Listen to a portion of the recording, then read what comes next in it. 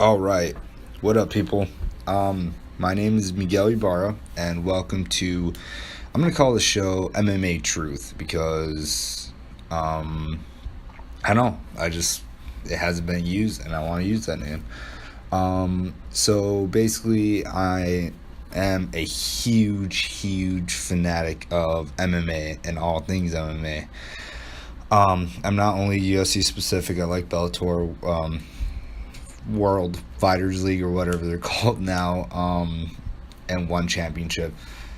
But I decided with big events coming up, I would just break down fights because I'm a college student right now and kind of procrastinating my finals and studying, so might as well just do something productive. So this Saturday is UFC 218 Max Holloway versus Jose Aldo 2. Wow. I'm drinking Moscato, by the way. It's pretty good. I am 21 years old, so I'm not doing anything illegal, folks. Calm down. Wow, this card is just stacked. Looks like it's happening in Detroit, Michigan, at the Little Caesars Arena. So I'm just gonna break down the main pay-per-view cards. So first card, Tecia Torres versus Michelle the Karate Hate Waterson. So number 5 and number 6 ranked strawweights. I'd say this is probably the best two strikers in the strawweight division, not named Joanna Jędrzejczyk. They are both very good. Tecia Torres is 9-1, Michelle Waterson 14-5, and Tecia Torres, I believe, is a favorite. This is a great fight. I would be really interested in see if Michelle Waterson would be able to take down Tecia Torres like she did against Paige VanZant and just handled business when she got it down there. Tecia Torres is not really known as a finisher. Most of her fights, let me see here, I'm just pulling it up. Most of her fights, if I'm not mistaken, have gone to decision. And look, she's 9-1, which is pretty impressive. I think her only loss is to the now champion and beast Rose Namajunas. Let's see. Yeah. So let me see. 8 of her 9 wins have been unanimous decision. Still impressive. But her last fight against Juliana Lima, apparently she got a rear naked choke, which I should probably watch and know what the hell I'm talking about. But yeah, she's on a 2-fight win streak. Whoever wins, I mean, the division is pretty wide open. Because Joanna is lost, but Michelle Waterson is still very dangerous. I believe is a little bit more well-rounded because she has had a little bit more experience with the upper echelon fighters because her last fight was against the champion now, and she also lost. Great fight. That head kick by Rose Namajunas, that was great. That was beautiful, textbook. But yeah, so again, Michelle Waterson had a lot of submissions against Angela Magana and Paige VanZant. I expect Michelle Waterson to try to get this to the ground, and I'd say probably either second or third round rear naked choke by Michelle Waterson. It'll be a close fight, good striking while it stays on his feet. I do think Tecia Torres is a little bit better striker overall, so if it does stay on his feet, expect a decision win by Tecia Torres. I got Michelle Waterson, yeah, second round rear naked choke. This next fight is the fight of the night card, guaranteed violence. Is against former champ, number 4 ranked Eddie the Underground King Alvarez versus the undefeated number 5th ranked Justin the Highlight Gaethje. Wow. Justin Gaethje. By the way, this guy is such a fucking savage. 15 of his 18 wins are by knockout. That is insane. Eddie Alvarez is also no slouch, although he has not been a fan favorite before he won the title. When he won the title, oh my God, that was a flurry against Rafael dos Anjos. I remember watching that fight. I was like, what the fuck is going on? God, it's late, by the way, so if I'm like stuttering, it's a little weird, but anyway, Eddie Alvarez. So he beat Gilbert. His UFC debut, he lost against Donald Cerrone. Then he beat Anthony Pettis, Gilbert Melendez by split decision. TKO'd. Those were shit fights, by the way. Except the Gilbert Melendez fight was pretty good, though. The Rafael dos Anjos TKO, I personally thought kind of might have been Rafael dos Anjos cutting too much weight, got clipped early. He was pressuring, he was doing pretty good until he got clipped, and then eventually TKO'd. And then obviously the devastating loss to Conor McGregor, which Conor just starched him. It wasn't even close. And then the no contest with Dustin Poirier, which I thought Eddie Alvarez did on purpose because he saw that all 4 points of Dustin Poirier's hands and knees were on the ground, and he still threw a knee, even though it was like 3 and then 4, and he threw 2 knees. It was a no contest, not a DQ loss, but yeah, Eddie Alvarez has been pretty mixed in the UFC, while Justin Gaethje just made his UFC debut with a fight of the year, one of the best fights I've ever seen, against Michael Johnson, who's always game. Yeah, so Eddie Alvarez or Justin Gaethje rather, just a beast, and I expect Eddie Alvarez has been saying lately in interviews that he's gonna strike with Justin Gaethje and start being the dog that he used to be, which was very interesting to hear. But my prediction for this one is Justin Gaethje 3rd round TKO. So I think Eddie Alvarez will try to take him down, but Justin Gaethje has pretty well-rounded wrestling credentials, All-American in, I believe, Colorado State. Very great wrestler. Eddie Alvarez isn't a slouch either, but I think Justin Gaethje has been practicing enough to get his back off the cage, and I think he'll be a little bit too fast for Eddie Alvarez, and I think he will eventually TKO him in the 3rd round. And yeah, that's going to be a fucking fan favorite, by the way. Do not miss that fight. Please watch that fight. If you're a fan of fighting, you'll want to watch that fight. Alright, next.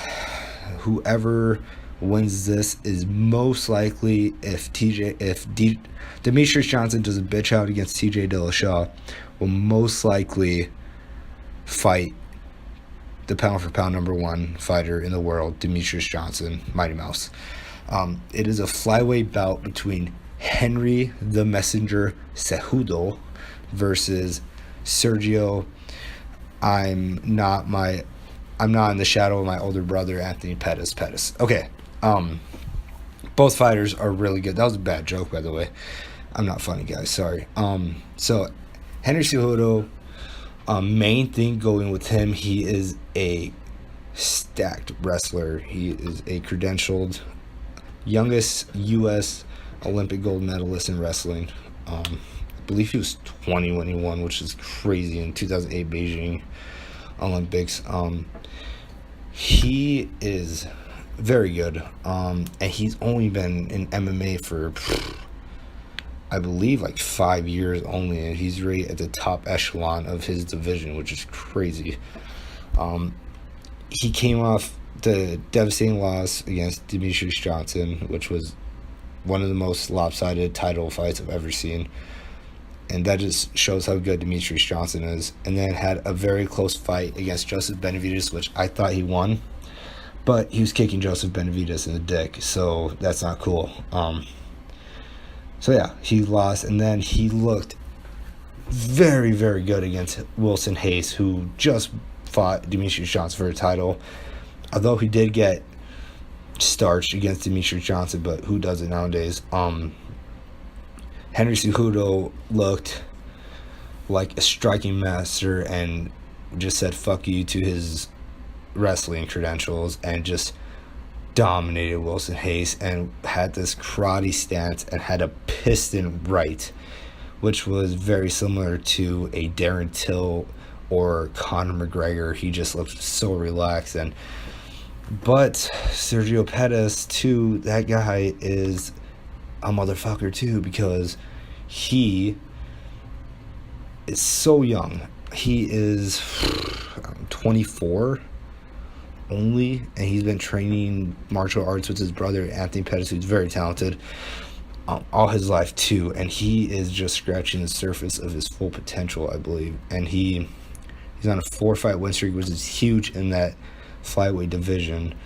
His last loss was at UFC 185 against Ryan Benoit by TKO, and that was his return to flyweight, and that was over 2 years ago, almost 3 years ago. But he's had a lot of decision wins against Chris Carey, also a former title challenger, John Moraga, former title challenger too. He just had a great fight with Brandon Moreno, unanimous decision in Mexico City back in August. And this is a great fight. If the Henry Cejudo that showed up against Wilson Hayes shows up, I think Sergio Pettis getting fucked up. That is my personal opinion. He's not really a finisher. He has a great ground game, great striking, understands distance too, but the way that Henry Cejudo is really developing is crazy, because he looked like a completely different fighter against Joseph Benavidez and looked like a world beater against Wilson Hayes. And like Joe Rogan said, that kind of Olympic competitiveness that you gain at such a young age and that athletic ability, he can pick up anything real quick. So I expect a unanimous decision by Henry Cejudo. Unanimous or split, it depends. That's my decision, because both guys aren't really finishers. I mean, Henry Cejudo looked like a motherfucking beast against Wilson Hayes, but I think Henry Cejudo is going to get a decision. Great fight too, though. This whole card against stacked. Now we are moving to the heavyweights. Wow. Number one, Alistair. Experience. I'm not even going to call him the Demolition Man. He has like 4 nicknames. Alistair, the experienced Overeem, versus Francis, Africa / France, Ngannou. Francis the Predator Ngannou. Alistair, the Demolition Man, Overeem is number 1 in the heavyweight division. And Francis Ngannou is number 4 in the heavyweight division. Expect the winner for sure to get a title fight. I don't know who else Stipe Miocic is going to fight. They're all pretty experienced. And he's beat, I think, 3 of the top 5 in that top, including Alistair Overeem. So UFC's really pushing Francis Ngannou, and they should. The guy is probably one of the scariest fighters I've seen since like Anthony Johnson, who just, this guy hits people so hard and they just go to sleep. And he's 10-1, very young in the sport too, super athletic. But Alistair Overeem, though, he has been in so many wars, and he is very experienced now and very slick. I mean, when he was on that 4-fight win streak before he fought the title, he was just had great movement, didn't take any much damage, very slick, moved around. That's what you gotta do when you're in that many wars and that experience. You learn how to and you can't take steroids, but anyway, you gotta learn that you have to use your skill and that experience. So now he flatlined Mark Hunt, which was a beautiful knockout with knees. If you guys want to see good knees to knock people out, I recommend Alistair Overeem versus Mark Hunt at UFC 209. That was crazy when I saw that. Because both are probably the best strikers in that division. He had a very close fight against Fabricio Verdum, which I thought he won the first 2 rounds, and then he just got rocked by Fabricio Verdum in that 3rd round. Crazy fight. But Francis Ngannou is super young. He's hitting his prime now. I mean, if he was going to fight for a title, this would be the time because he's 31. But experience-wise, heavily favors Alistair Overeem. I mean, Francis Ngannou started like just under 2 years ago. December 19th, 2015 was his UFC debut. It was just under 2 years ago. And knockout, TKO, submission, TKO, and his last fight was over the very experienced Andrei Arlovski too, which he just destroyed him in a minute and a half. This is a very interesting fight. I do not know how to call this fight. If it was 5 rounds, it'd be different. Probably not really much, actually, since they're heavyweights. But you know what? I'm just going to say Francis Ngannou, 2nd round knockout. I think Alistair is going to have him a little confused in the 1st round since, he likes to run a lot. I think Alistair is probably going to shoot for some takedowns to keep Ngannou guessing, but Ngannou, he seems stronger than Alistair. I think he'll just stuff him. I think once Ngannou finds his range and starts noticing Alistair's tendencies, I think he's gonna find his opening, and if he finds an opening on Alistair's experienced chin, I think Alistair's gonna go night-night. And then you got your next challenger for the heavyweight, and goddamn do they need a heavyweight that's young and on the rise, because all the heavyweights are, as Brendan Schaub would say, dinosaurs. So I got Ngannou early 2nd round TKO. And let's move to the main event of the evening, the rematch. The people's main event. Well, no, the people's main event is Eddie Alvarez versus Justin Gaethje, but this is a close second.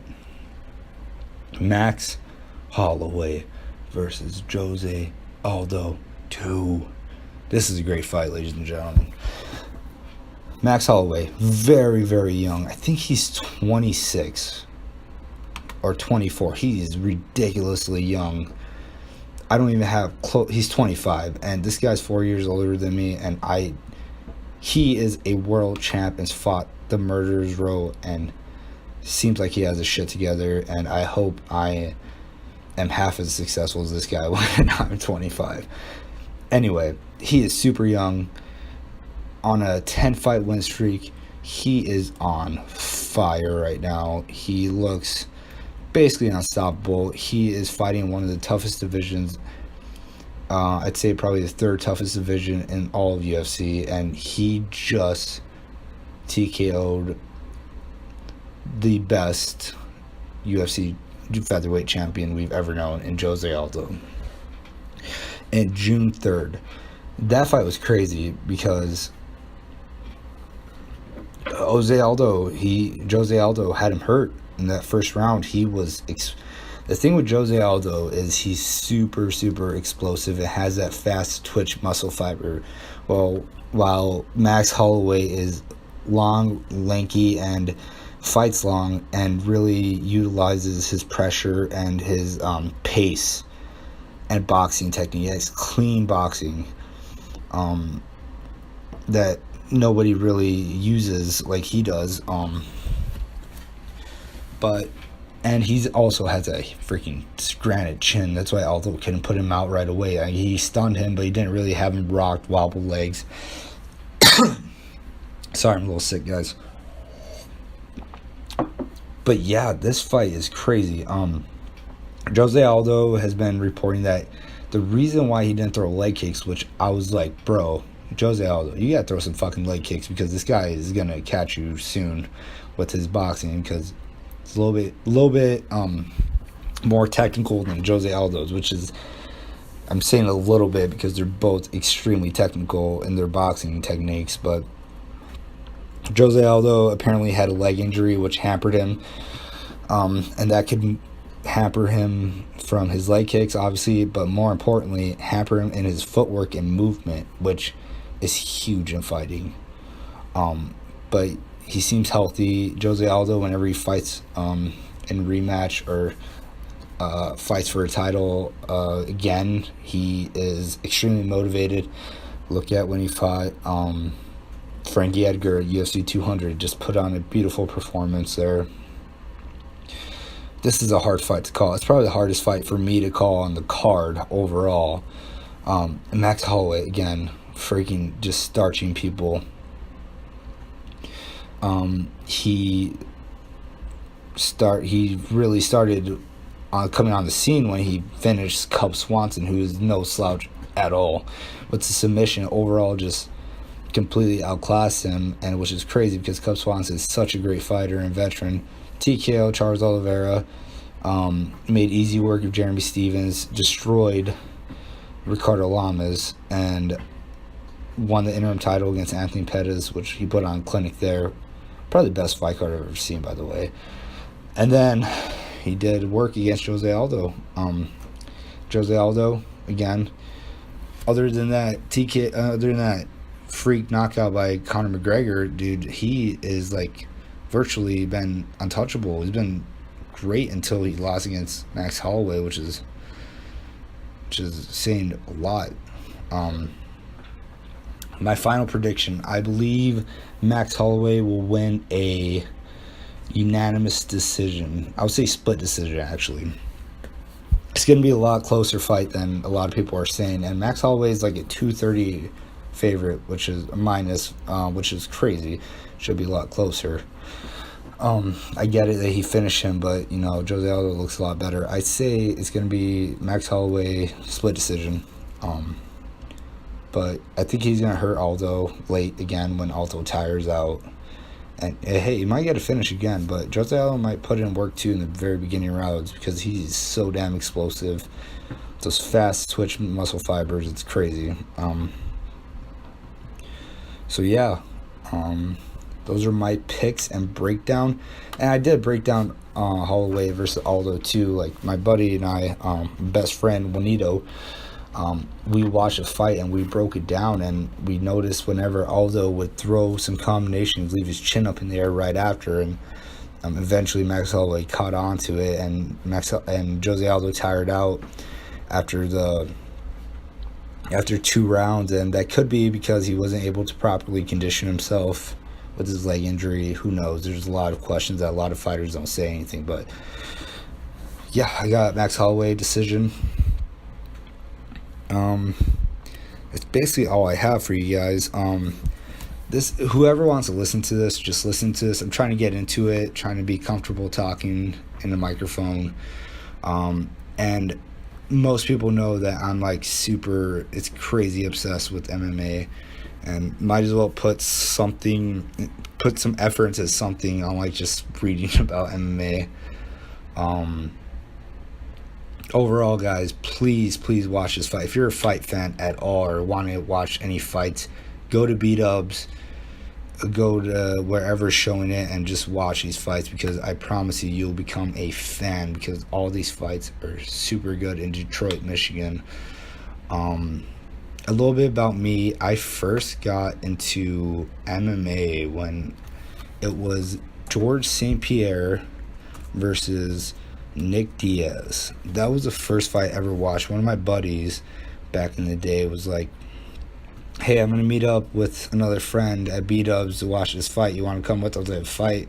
What do you mean, like UFC? And he's like, yeah, man, UFC. I'm just like, all right, might as well. That was back in March of 2013. So I've almost been obsessed with this sport for, which is crazy, not even 5 years. And I've become and it is true. It's like crack, I think. Never done crack, ladies and gentlemen, but it's so crazy how addicted I got because there's so many variations, and it's by far the most exciting sport in my opinion. I know a lot of people hate me for saying that, but to be obsessed with something so much that I watched not even 5 years ago is just crazy. And this is just my passion, what I love to do. I'm gonna try to do every one of the breakdown of the main card of every pay-per-view in the UFC. Try to do some Bellator events. I'm looking forward to the Rory McDonald Douglas Lima fight in January 20th. That's gonna be a good card. Also, UFC announced Daniel Cormier is fighting Volkan Ozdemir, which is a great fight. Can't wait for that too. I'll do a breakdown of both. So I'm gonna have a lot more time because the semester is coming to an end. Thanks for listening, guys. I'm out of here. Thanks for listening to MMA Truth with your host Miguel Ibarra. Peace.